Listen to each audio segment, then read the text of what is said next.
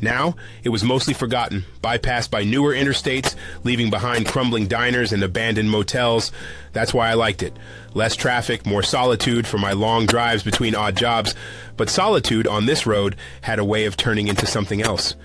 It started subtly, a flicker of movement in my rearview mirror on a moonless night. Not a car, just a shadow that seemed to detach itself from the dark fields and briefly mirror my speed. I blamed fatigue, the long hours blurring reality.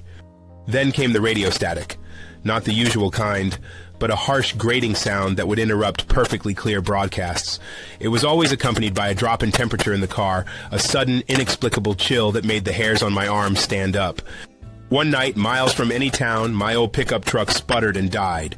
The silence that followed was deafening, amplified by the vast, empty sky above. That's when I heard it, distinct this time, directly behind me. "Lost, little lamb?" My blood froze. The voice was soft, almost gentle, yet it carried an unnerving undercurrent of something ancient and hungry.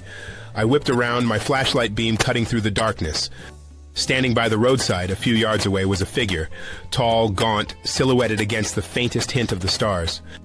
"Who are you?" I stammered, my voice barely a croak. The figure took a slow, deliberate step forward, and then another. I could feel the malevolence radiating from it, a palpable presence that pressed down on me. It wasn't just a man. It was a distillation of every forgotten horror that had ever stalked these lonely stretches of road. My heart hammered against my ribs, a frantic drum against the silence. I scrambled back, fumbling for my door handle. The figure kept coming, its gait disturbingly fluid, unnatural. As it drew nearer, I noticed something else, the way the light seemed to bend around it, almost as if it was drawing the darkness in.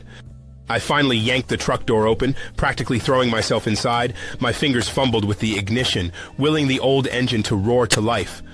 The figure was at my window now, its head tilted, and through the void of the hat's shadow, I felt an intense burning gaze. A long, thin hand, impossibly pale, reached out, its fingers brushing the cold glass of my window. In that moment, time froze as I felt the cold chill of terror wash over me, the realization sinking in that this was no ordinary encounter. With trembling hands, I turned the key once more, the engine sputtering to life like a dying animal, giving me a glimmer of hope.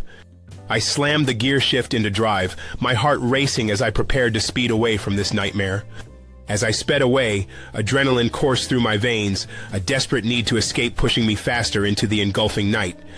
With every mile I put between us, the weight of dread began to lift, but a lingering feeling told me I was not yet free.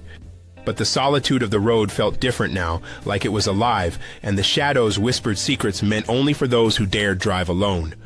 I couldn't shake the feeling that I was being watched, that the dark had seeped into my very soul, leaving echoes of something waiting to claim me.